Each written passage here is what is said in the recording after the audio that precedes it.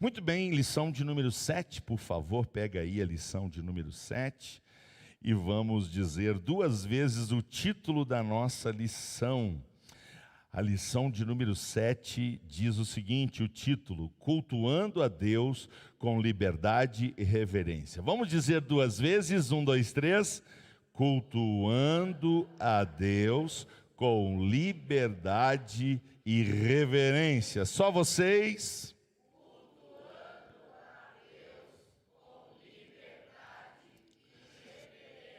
O nosso texto áureo é o versículo 24 do capítulo 4 do Evangelho de João, que diz: Deus é Espírito, e importa que os que o adorem em espírito e em verdade.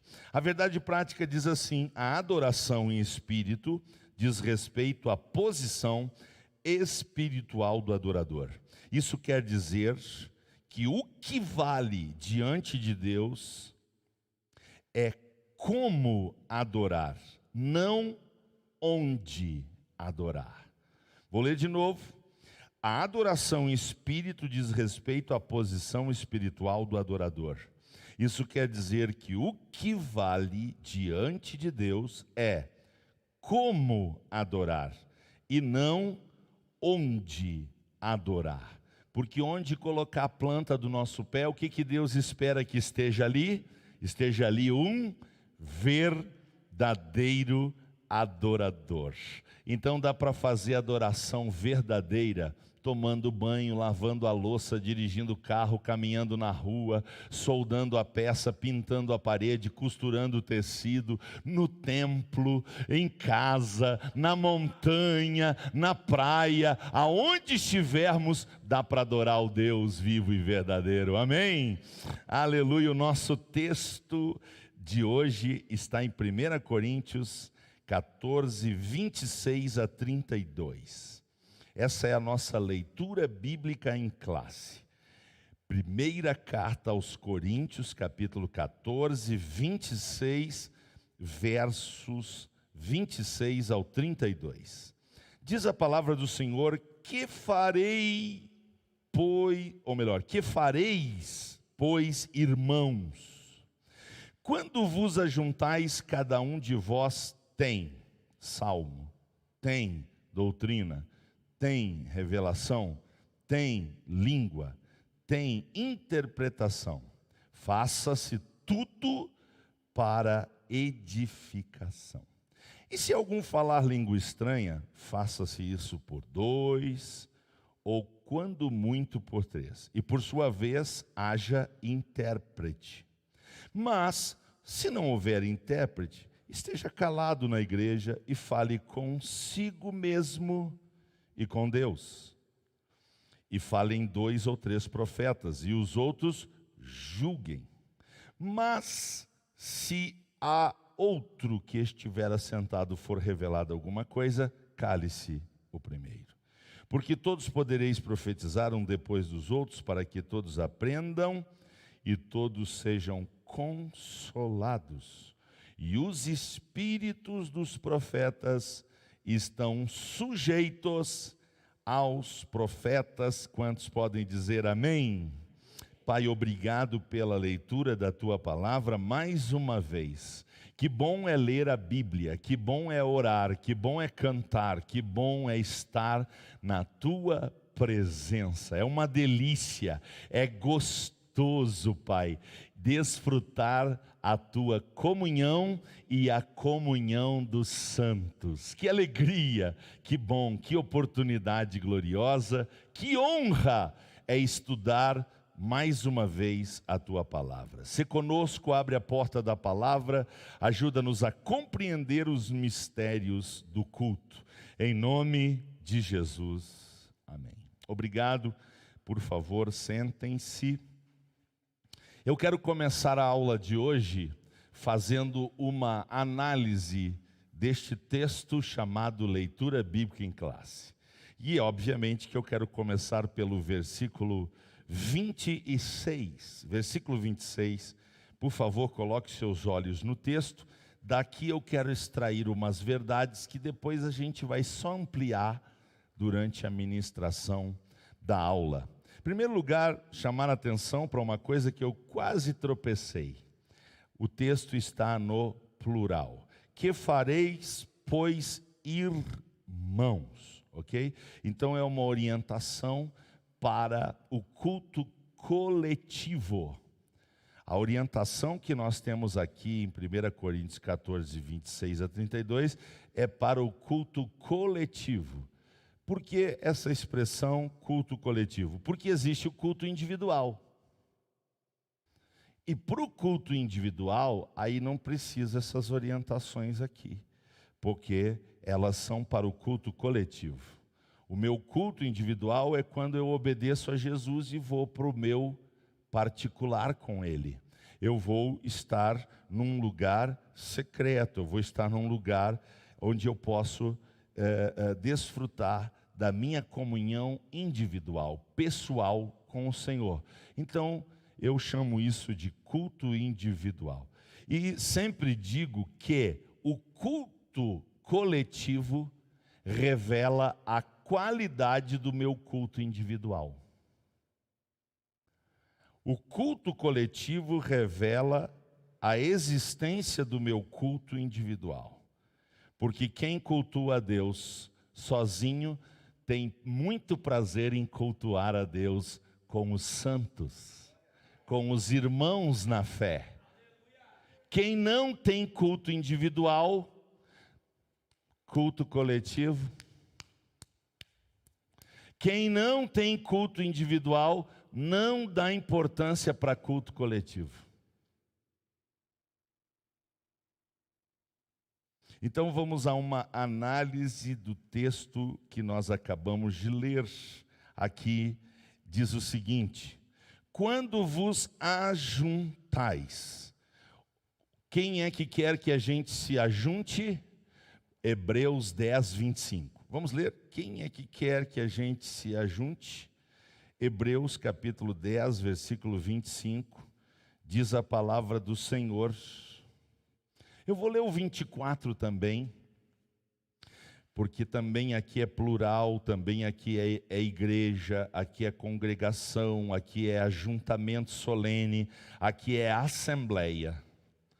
Hebreus 10, 24 diz: e consideremo-nos uns aos outros para que nos estimulemos ao amor e às boas obras, não deixando a nossa congregação, como é costume de alguns, mas, ou antes, admoestando-nos uns aos outros, e tanto mais quanto vedes que se vai aproximando aquele dia.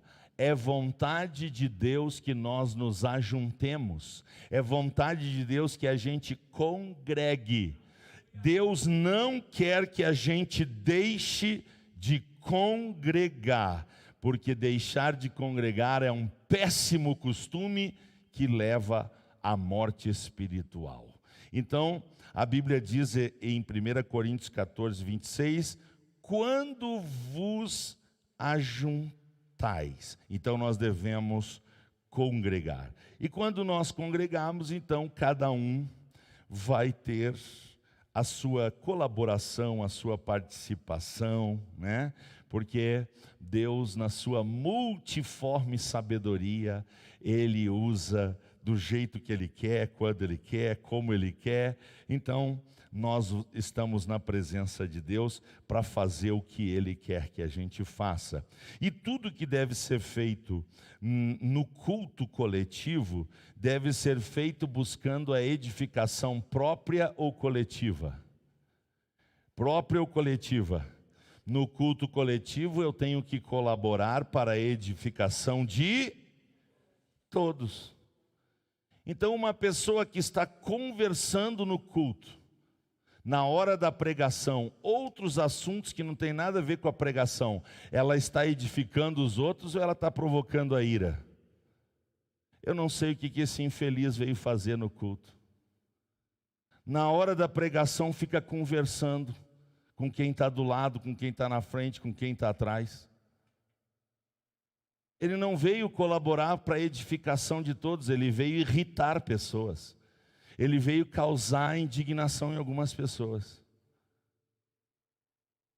Quantos aqui já tiveram a triste experiência de sentar perto de um infeliz, de uma infeliz, que na hora da pregação fica conversando, conversa fiada? Quantos já tiveram essa triste experiência? Olha aí quanta gente. Sangue de Jesus tem poder.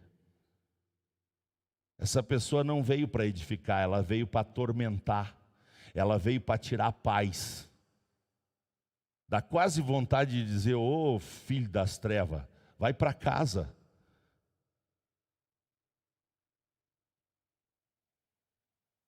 Uma pessoa que conversa coisas desnecessárias na hora do culto, está fazendo um culto com reverência, não sabe nem o que é culto, muito menos reverência. Obrigado.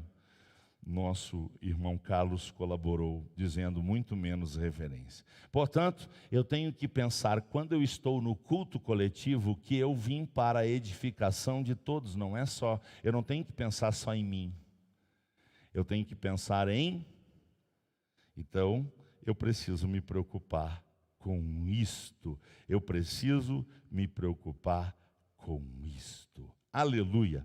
Muito bem, no culto coletivo deve haver algumas coisas importantes.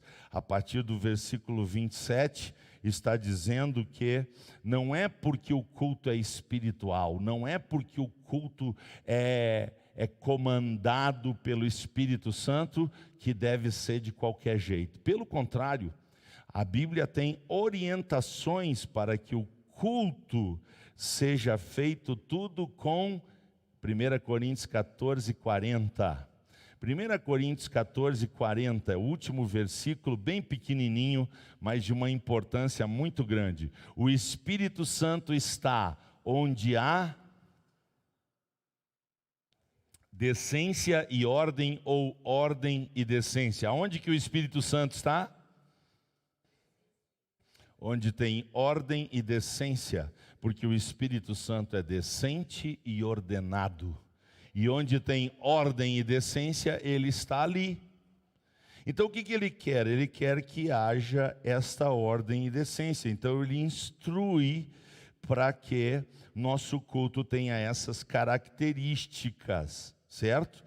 E aí o Espírito Santo diz que, não havendo intérprete, eu devo falar língua estranha baixinho, eu devo falar língua estranha comigo mesmo, eu devo ou então ficar calado na igreja, porque é uma ordem bíblica, é uma ordem do Espírito Santo.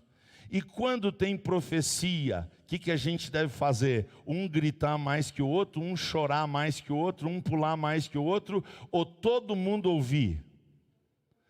O versículo 29 diz que todo mundo tem que ouvir. Por quê? Porque todos vão ter que, e a gente só julga com culto racional. A gente só julga se a gente estiver com a razão equilibrada.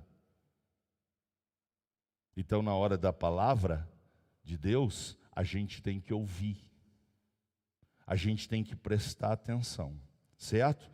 Diz mais o texto que, se for necessário, tem que se calar, porque o Espírito Santo quer que haja este entendimento.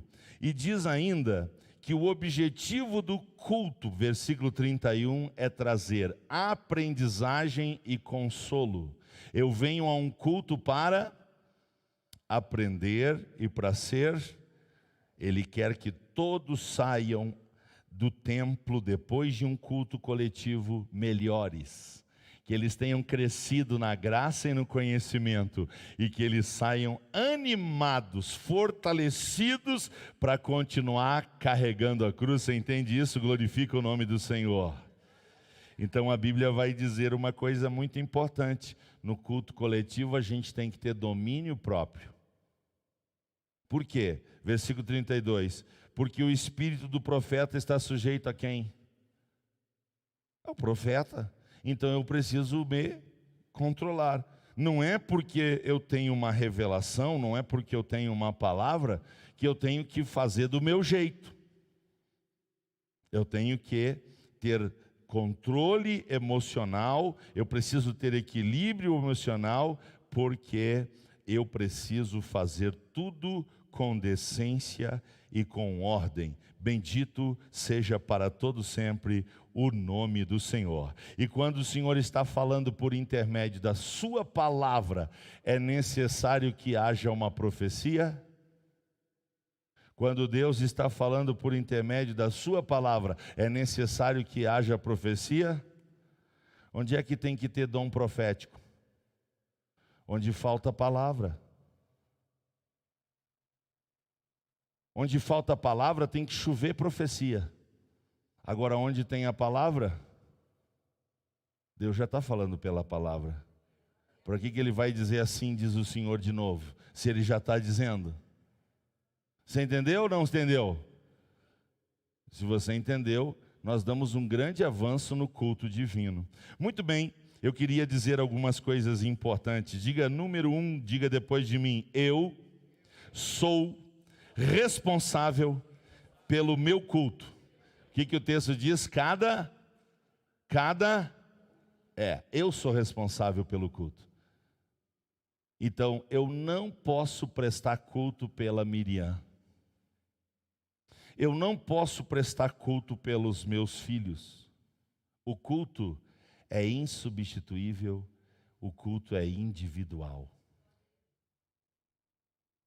Para mim treinar que a salvação é individual. Eu não salvo Miriam, não salvo Leonardo, não salvo Rodrigo, não salvo neto, não salvo sobrinho, não salvo primo, não salvo irmã, não salvo ninguém. A salvação é, por isso que o culto também. Então o meu culto é insubstituível, ele é intransferível. A Bíblia diz, cada um. Segundo lugar, diga depois de mim, não existe culto ruim, existe crente ruim de culto. O que foi que eu disse?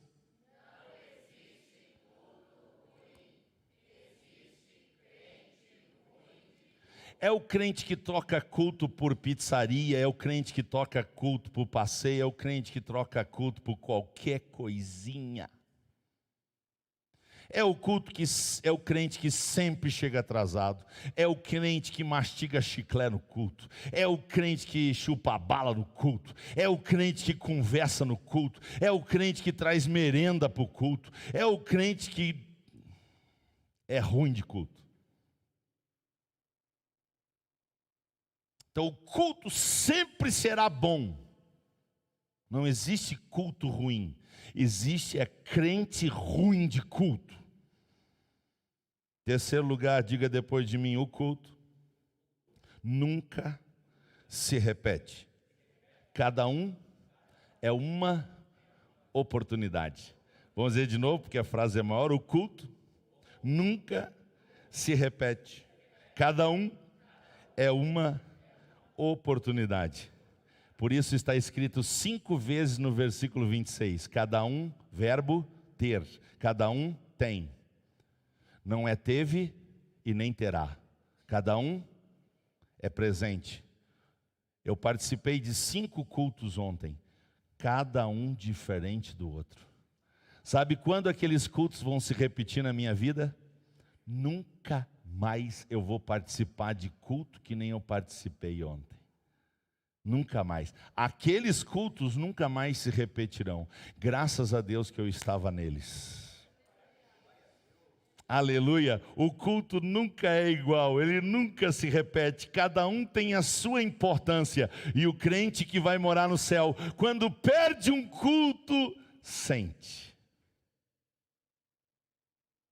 O crente ruim de culto, perder culto ou não perder,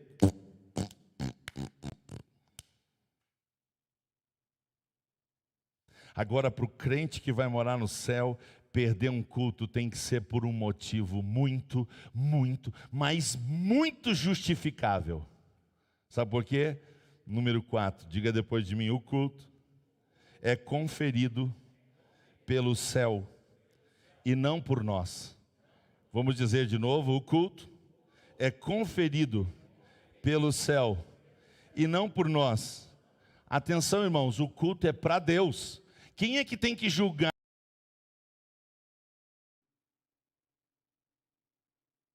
Então a coisa mais idiota é alguém que não veio no culto pedir como é que estava o culto. Idiota. A pessoa não veio no culto e pergunta como é que estava o culto. É idiota porque perdeu o culto. E é idiota porque eu não tenho autoridade para dizer como é que estava o culto. Quem tem que dizer como é que estava o culto é para quem foi feito o culto. Então ele mede o nosso culto. Ele tem uma vara, uma cana de medir. E o Senhor manda o anjo medir o culto de cada um. E é Ele que vai aceitar ou rejeitar o culto. Quem é que vai fazer isso? Então não sou eu. Eu não sou julgador de culto. Então você quer fazer uma pergunta idiota para mim, e daí como é que estava o culto? Opa, você pediu para a pessoa errada. Culto não é para homem, culto é para Deus. Quem é que tem que gostar do culto? Quem é que tem que aceitar o culto? Então eu tenho que dar o meu melhor para Deus. Você deu o seu melhor para Deus? Se ofereceu o melhor culto que você podia?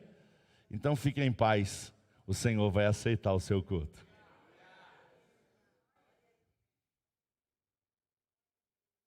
Então é o Senhor que tem que gostar de culto e não nós. É o Senhor que tem que gostar do culto e não nós. Aleluia, glória a Deus. E fazer tudo para a edificação significa respeitar os outros. Respeitar. Eu gostei de uma frase que tem aqui na nossa leitura diária. Está escrito: a reverência na adoração não é uma questão de formalidade, mas de respeito. Respeito ao Deus presente, Emanuel, respeito a Deus e respeito aos irmãos. Faltar com respeito para com Deus e faltar com respeito para com as pessoas é uma coisa muito grave. É por isso que eu disse, tem gente que eu não entendo o que vieram fazer no culto.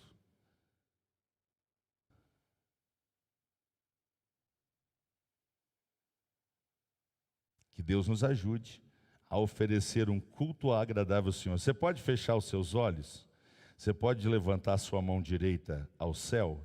E você pode dizer assim depois de mim: Senhor, me ajuda a oferecer um culto agradável ao Senhor para a edificação de todo o corpo, de tal maneira que eu te respeite com tremor e reverência.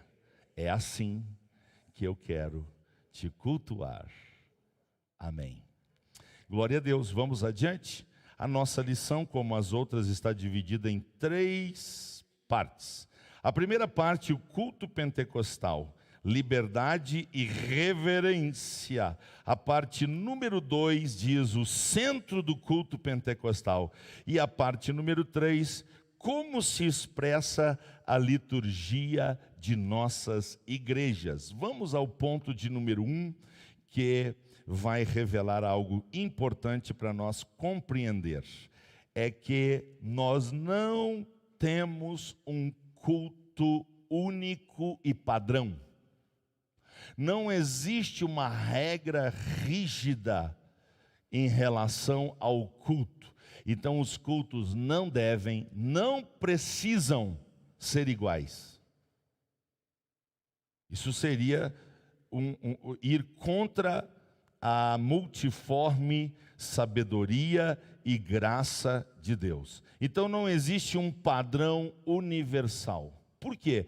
Porque Deus fez nós todos diferentes. E porque Deus fez todos nós diferentes, nós temos costumes diferentes, nós temos culturas diferentes. E quando nós formos para o céu, a Bíblia faz questão de dizer, está lá em Apocalipse 5:9, João viu diante do trono, ele viu gente de todas as tribos, línguas, povos e nações. Ele viu gente que veio de toda a terra servindo ao Senhor dentro da sua etnia, dentro da sua cultura. Então não existe um padrão definido. Por exemplo, a música na igreja deve ser só desse jeito. Não existe isso, não. Então o gaúcho não precisa convencer o nordestino que forró é do diabo. Porque senão o nordestino vai dizer que a rancheira é do diabo.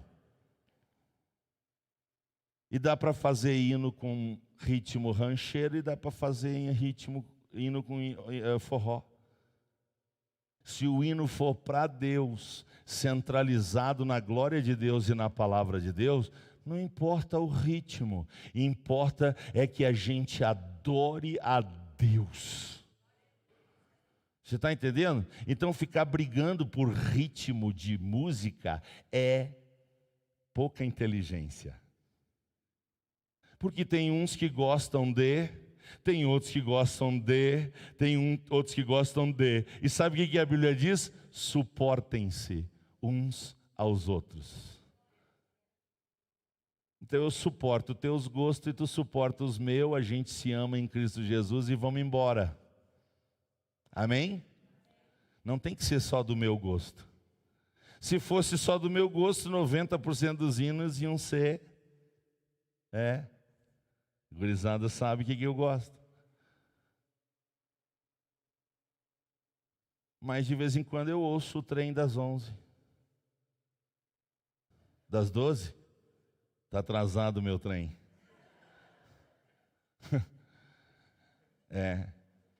Você está entendendo? Eu tenho que suportar os gostos dos outros. Não tem que ser do meu jeito.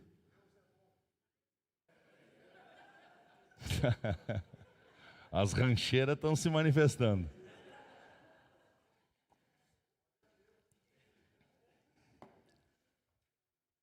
Você entendeu? Não, eu só gosto de hino da harpa. Eu gosto de hino da harpa. Gosto ou não gosto? Caramba, imagina o hino 10 da harpa. Eu te louvo, oh! Que hino, que hino, que hino. Hino 10 da harpa é um hino fantástico. Já não posso dizer o mesmo do 380. Alguém já cantou 380? Eu estou há 32 anos na igreja, nunca vi ninguém nem falar desse hino.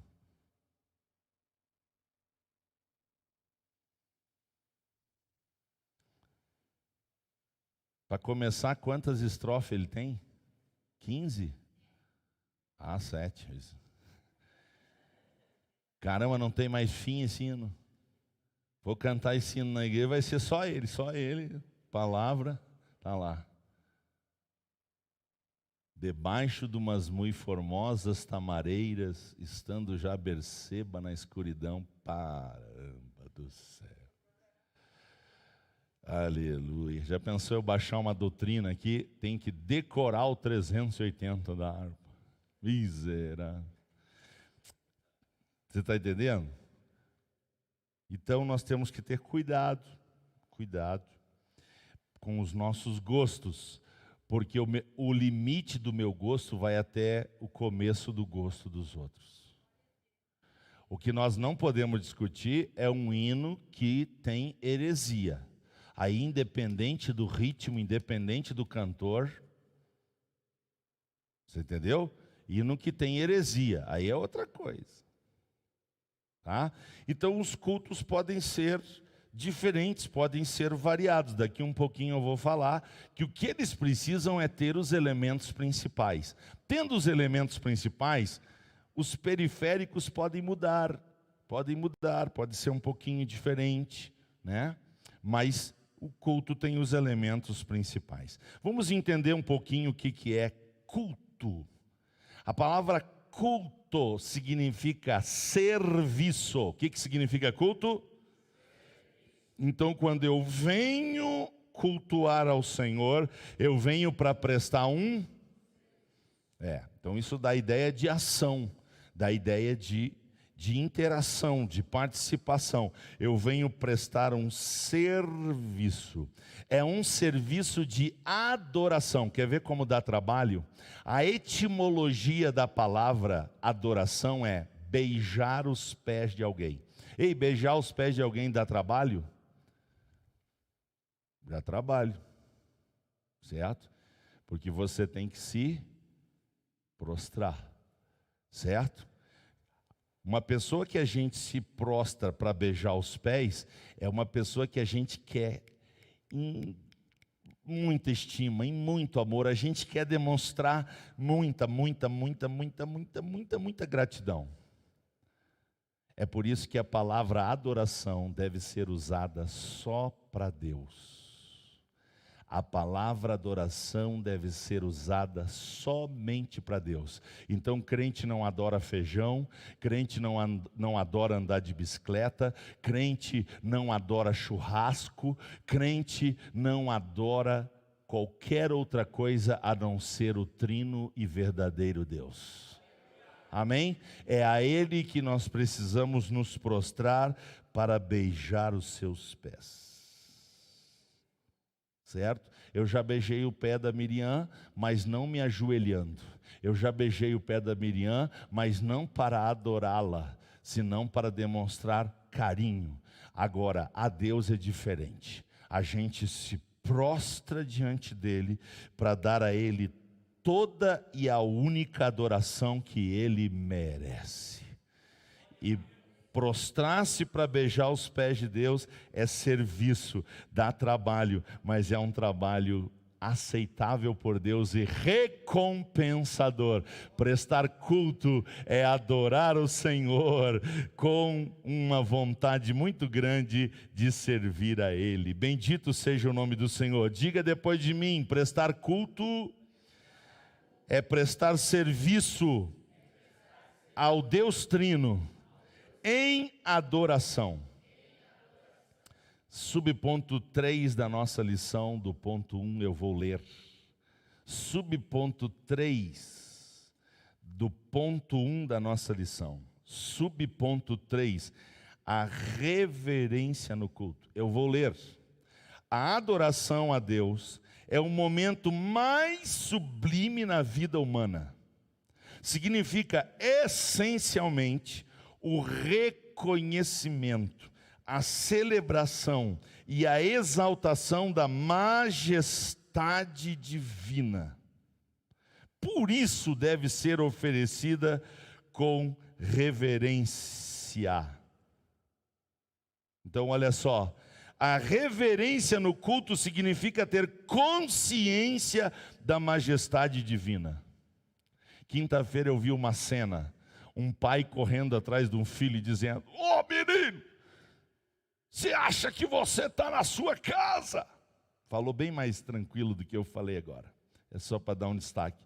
E eu disse para o menino com os olhos desse tamanhão: "Filho, você está na casa, mas não é a sua, é a casa do papai. É por isso que o pai está te pedindo para parar de correr. Porque quando a gente vem a esta casa, a gente não vem à nossa casa, a gente vem à casa de Deus. E onde está Deus? Reverência, ordem, decência, cuidado." Vamos continuar lendo aqui. O apóstolo está se referindo ao culto de adoração. O culto é o diálogo de Deus com o seu povo. É um momento de reverência. Aí o pastor Ezequias vai falar que lá na igreja onde ele preside, em Jundiaí, tinha aquela famosa frase que tem em muitos templos até hoje: "Guarda o teu pé quando entrares na casa do teu Deus."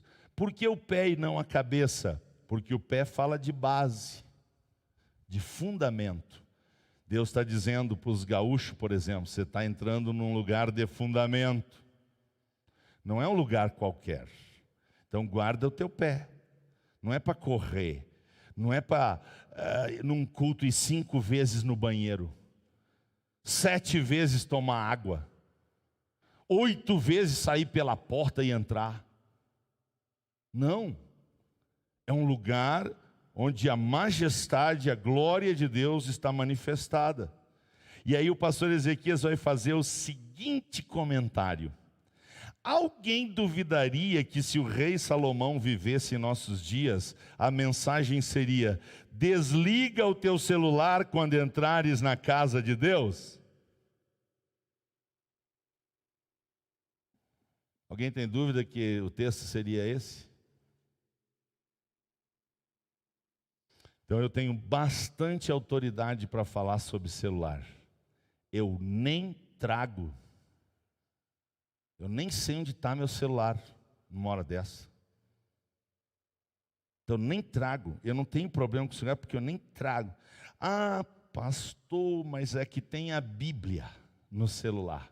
Beleza, você não quer mais usar o livro, quer usar a Bíblia? Seguinte, lembre-se que Deus está medindo o seu culto. E se você diz que usa a Bíblia no celular, e aí você fica no Face, você fica no Instagram, você fica na porcaria, dentro do culto usando o celular, você está mentindo.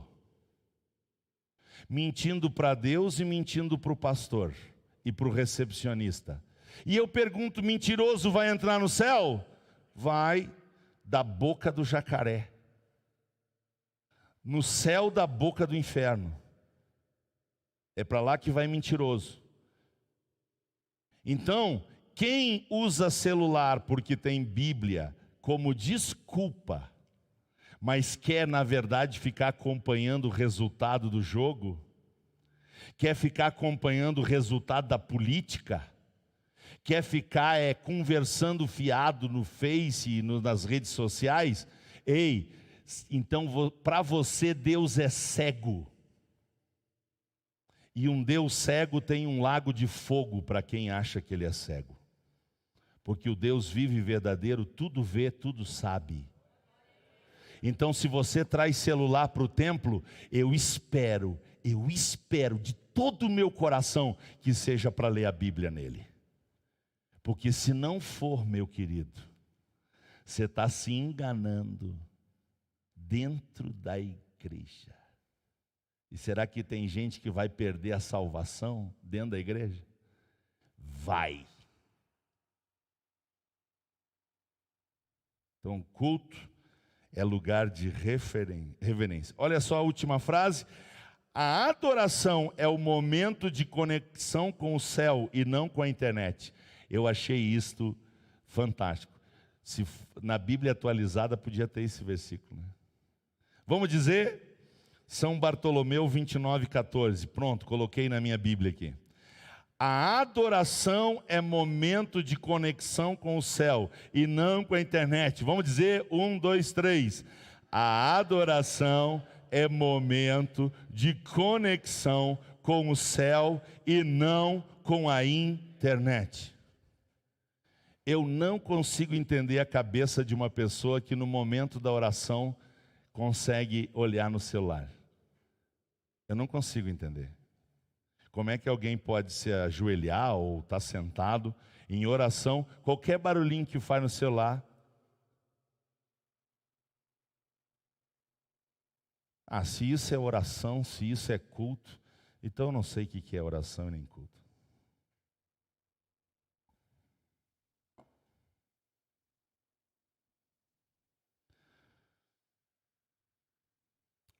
Diga depois de mim, culto espiritual não é culto emocional, é culto em espírito. Culto racional não é culto emocional, é culto em verdade. Então Deus procura os verdadeiros adoradores. Os verdadeiros adoradores adoram em? Não é com a emoção? Não existe culto emocional? Na minha Bíblia não. Não existe culto emocional. Na minha Bíblia não existe. Se existir na tua, por favor, venha me mostrar o texto. Na minha só tem culto racional. Ah, pastor, então quer dizer que a gente não pode se emocionar no culto? Capaz? Claro que pode. Até 49%. Não pode passar de 49% de emoção. Qual é o mínimo da razão? 51%. O culto tem que ser racional. E ser racional significa que ele tem que ser espiritual. Significa que ele tem que ser verdadeiro. Esta é a base do culto. E não as emoções. Porque o emocionalismo traz desordem, traz confusão, traz bagunça. Enganoso é o coração mais do que todas as coisas, por isso não cultue a Deus só pelo sentir. Vamos ao ponto 2 da nossa lição, porque a hora se faz, que nem diz o alemão. Número 2, o centro do culto pentecostal. Diga depois de mim: o culto nunca deve ser para o homem. O culto sempre deve ser para Deus. O centro do culto, irmãos, é o trino Deus. É por isso que eu dizia antes e repito agora: os hinos têm que ser centrados em, a pregação tem que ser centrada em. Por que que os hinos hoje são centrados no homem? Por que que os hinos são cantados em terceira pessoa? Você. Por que que os cantores estão cantando para o povo e não para Deus? Porque as mensagens de autoajuda estão dominando os púlpitos. É os pregadores pregando para massagear o ego do povo. É pregador pregando para o povo. Ei, não. Se a glória é de Deus, a glória é para Deus, a glória está em Deus, nós devemos cantar para Deus e devemos pregar a palavra de... Então, onde se multiplicam as pregações de autoajuda, se multiplicam os hinos de autoajuda. Aí só existe uma coisa pior do que o homem cantar para o homem. É Deus cantar para o homem. Você já viu o hino que é Deus que está cantando para o homem? Onde é que está a base disso na Bíblia? É o contrário, é o ser humano que tem que cantar para Deus. Louve ao Senhor, louve ao Senhor. Não está escrito: o Senhor te louvará, o Senhor vai cantar para ti. Deus vai pegar nós e ficar: ai, meu filho. Não existe isso. Então a gente não canta nem para o povo e nem Deus vai cantar para nós. A Bíblia ensina que é nós que vamos cantar para Deus. Então o hino é para Deus, é para a glória de Deus, exalta a Deus, não importa o ritmo. Agora, se o hino é para o homem, também não importa o ritmo. Você entendeu? Não entendeu? Então, subponto 2 do ponto 2, o culto deve ser vibrante no poder do Espírito. Por quê? Porque os crentes não são convidados para ser espectadores. Por favor, diga depois de mim: eu não sou um espectador. Eu sou um participante do culto. A gente tem que vir para participar. A gente não tem que vir para esperar tudo de Deus. Porque nós não fomos chamados para ser queredor de bênção. Nós fomos chamados para ser verdadeiros adoradores. Deus não está à procura de queredor de bênção. Deus está à procura de verdadeiros adoradores. E verdadeiros adoradores vêm para participar, porque culto é serviço. Então, na hora de orar, a gente, na hora de cantar, a gente, na hora de ouvir, a gente. Agora, você já viu gente que na hora de cantar quer conversar? E na hora de sentar quer levantar? E na hora de levantar quer sentar? E na hora de ficar parado quer andar? Você já viu gente assim? Então sempre na contramão, sempre na contramão. Vamos ler a Bíblia, ele pega a harpa. Agora vamos cantar, ele pega a Bíblia.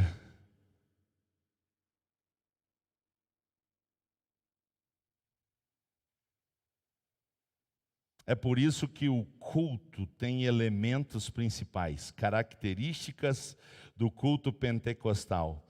Quais são as características? Diga depois de mim: oração e cântico, leitura e exposição das Escrituras, ofertas e isto. Então o que não pode faltar no culto? Não pode faltar orações, não pode faltar cânticos, não pode faltar palavra de Deus e não pode faltar oferta. Se é culto para Deus, não pode faltar oração, não pode faltar cântico, não pode faltar palavra de Deus e não pode faltar oferta. Mas dá para fazer mais alguma coisa, pastor? Claro que dá. Dá para ter testemunho, dá para dar aviso, dá para fazer outra coisa. Mas os elementos principais do culto divino são marcados por isto. E ainda tem que ter cuidado, porque mesmo nos elementos existe o principal. Vamos ler Atos 6,4?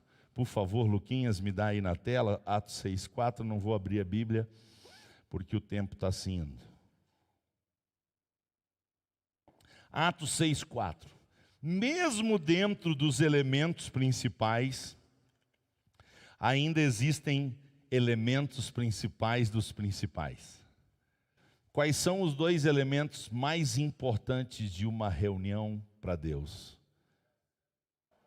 Quais são os dois elementos mais importantes numa reunião para Deus? Então, culto sem oração e palavra é culto capenga.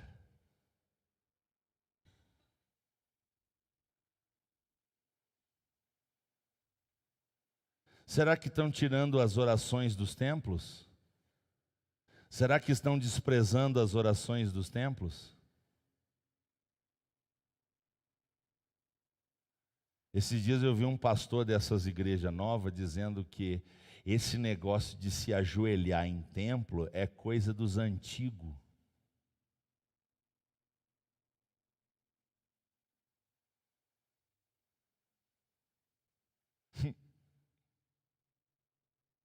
Quantos aqui querem ser antigo? Se é coisa de antigo, é com nós então. Porque como é que eu vou beijar os pés de Deus ereto? Eu preciso me prostrar. Ah, pastor, então quer dizer que eu que não me ajoelho, não prostro. Não, o importante é a atitude interior. Porque eu posso me ajoelhar com raiva, eu posso me ajoelhar com soberba. Agora, nunca se ajoelhar,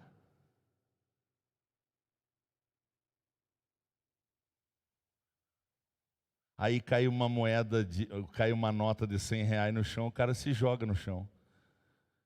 Ué, tu não tinha problema no joelho?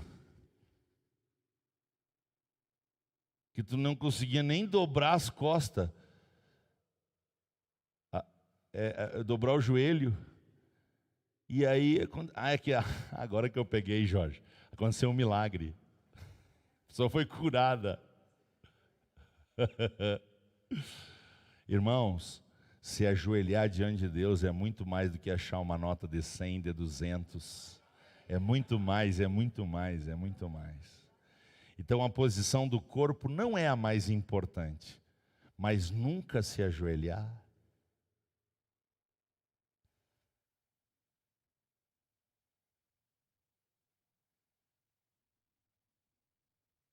Vamos para o ponto 3 da nossa lição para a gente poder parar.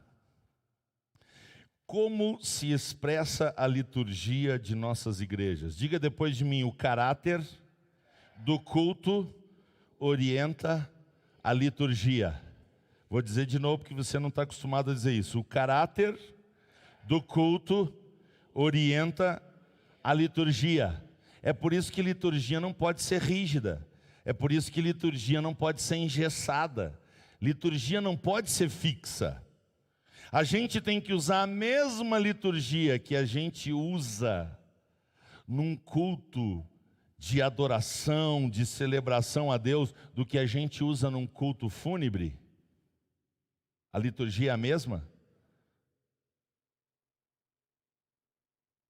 Não. Você entendeu? Então, o caráter do culto determina a liturgia. Então, o culto fúnebre não precisa ser um estudo bíblico de 1h30, porque não é uma escola. Você entendeu? Então, eu tenho que ter esse cuidado. Qual é o caráter do culto? É escola. A liturgia é uma. Menos hinos, mais palavra, é escola, é ensino. O culto é com caráter de testemunhos. Vai ter mais hinos, intercala entre um testemunho, um hino. 2 hinos, mais um testemunho. É outro caráter, porque é culto para os crentes dar testemunhos e... O culto é de oração, ok? O que a gente vai fazer mais num culto com caráter de oração?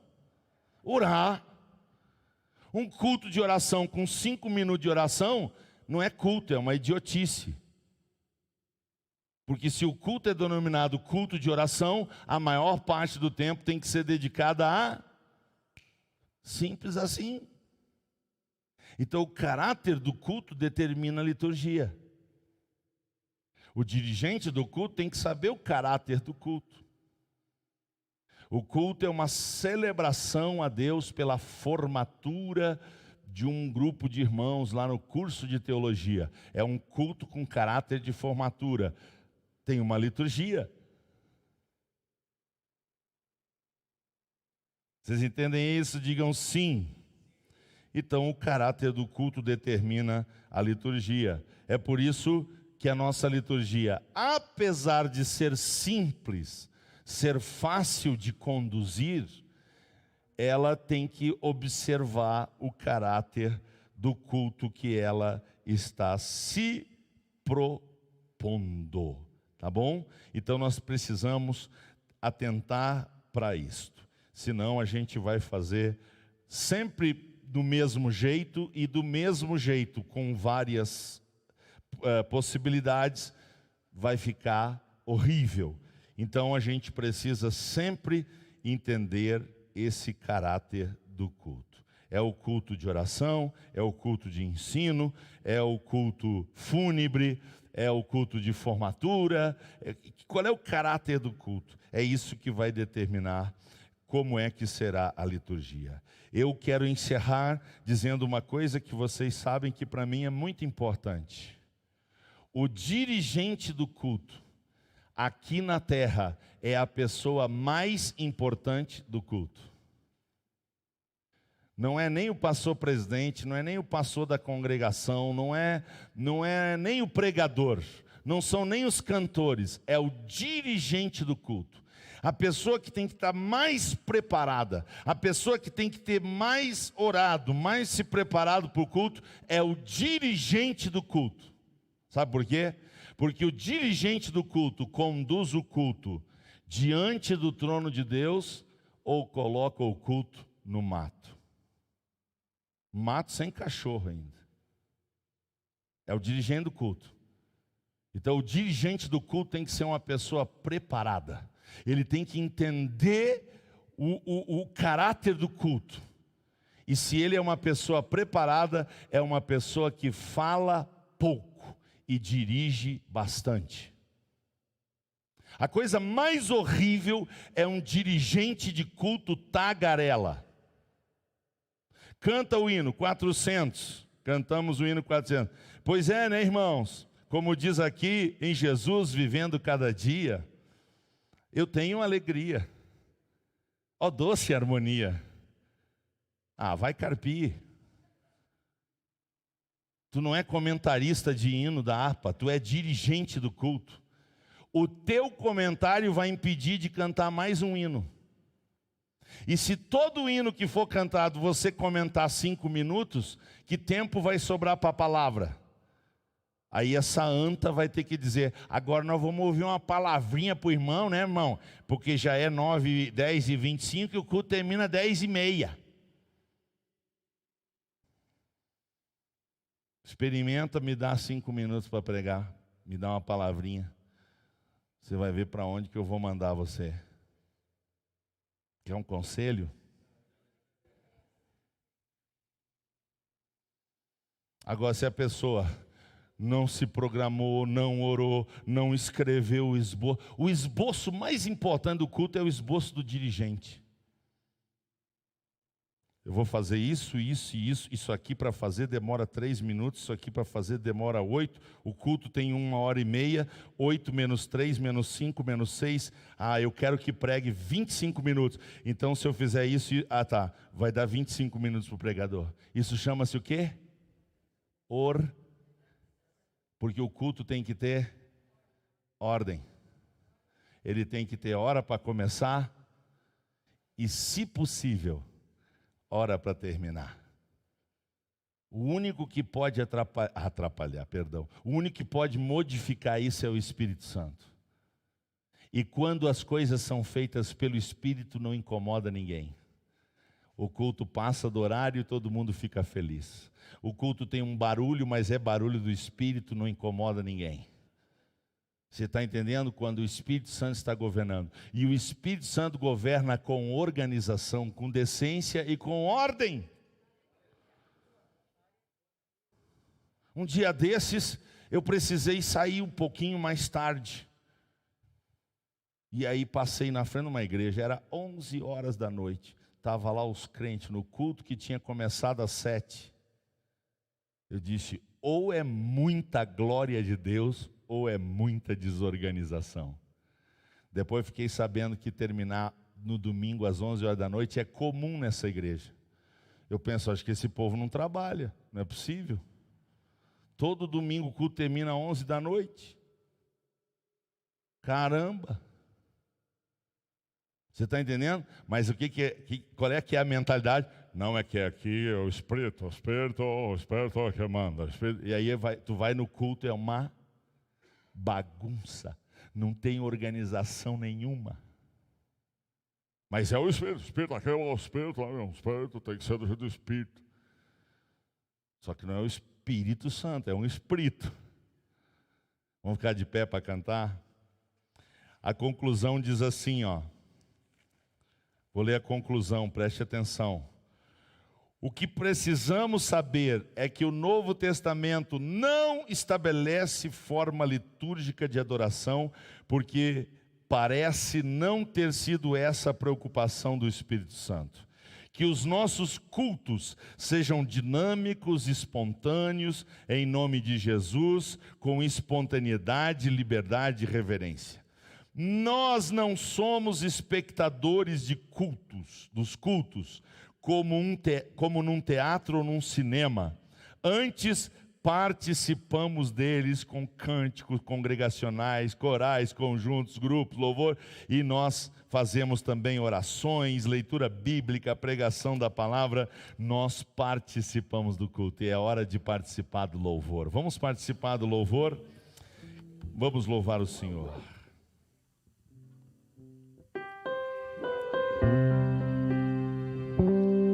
Adore o Senhor por mais uns minutinhos.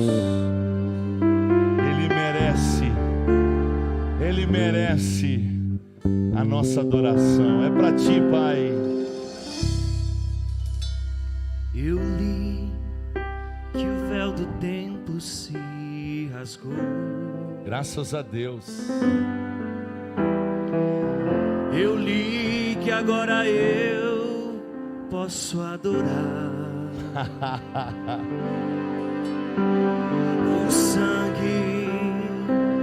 O sangue que Jesus por mim derramou, precioso sangue, me deu livre acesso para entrar.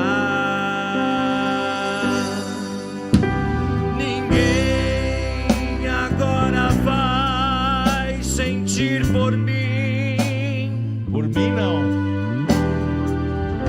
A tão real presença do Senhor. Ele está aqui. Sou sacerdócio real. Sou povo adquirido. Aleluia. Sou mais um escolhido para ser chamado de adorador. Só quem quer adorar. Adorarei, adorarei. Pois o véu está rasgado e eu posso entrar. Adorarei, adorarei, adorarei. Não me interrompa, quero adorar. Deixa eu adorar. Mesmo chorando, Aleluia. quero adorar. Faltando tudo, quero adorar. Mesmo sofrendo, Quem quer adorar? quero adorar. Se tu não gosta de barulho, sai de perto de mim. Quero adorar. Se tu não gosta de dar glória, sai de perto de mim. Deixa eu adorar, deixa eu adorar. Adorarei, adorarei, adorarei. Tem adorador, tem adorador, tem. Adorarei, adorarei. Não me interrompa, Só quero adorar. quero adorar. Ah, tu merece, Deus. Não me interrompa, quero adorar. Oh, meu Deus. A glória é tua. A glória é tua. O poder é teu. A obra é tua, Senhor. E nós queremos fazer do teu jeito. Do teu jeito, Senhor. Do jeito que a Bíblia ensina. Nós queremos te agradar. Tudo que nós mais queremos é alegrar o teu coração. Por isso, Deus, ensina-nos a pegar na veia. Nós queremos pegar na veia, Senhor, na veia da adoração. Não deixa nós errar, Pai. Não deixa nós errar. É na veia da adoração. É conexão direta, independe do outro, é o culto que eu ofereço para ti. Por isso nós queremos concluir esta manhã, mais uma vez dizendo, adorarei. Vamos cantar mais uma vez? Adorarei, adorarei. Pois o véu está rasgado e eu posso entrar. Adorarei, adorarei, adorarei. Não me interrompa, quero adorar. Não me interrompa, quero adorar. Não me interrompa, quero adorar. Adorarei.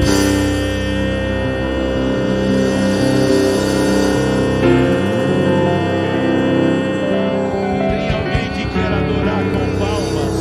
Se você quer adorar com palmas, adore o Senhor, aplauda o Senhor porque Ele vive. Obrigado, Pai, pela liberdade e pela reverência na Tua casa. Meus irmãos, 19 horas, 19. Hoje de manhã começou às 9h30 por causa da ceia, mas à noite tem ceia, mas o culto é o mesmo horário, 19, tá? Porque a ceia começa mais cedo, tá bom? Então, eu quero agradecer os vários irmãos de Vacaria, Chuvisca, Caxias do Sul, Sarandi, Sananduva, Bom Jesus, Cerro Azul no Paraná, olha aí uma cidade nova, IP, Salvador, Bahia, Três Passos, Grajaú no Maranhão, Cacique Doble, São Marcos e muito mais gente linda, mas o povo mais lindo está aqui no templo, glória a Deus. Não falte o culto de noite, 19 horas eu vou pregar uma mensagem que você nunca ouviu antes, amém? Deus abençoe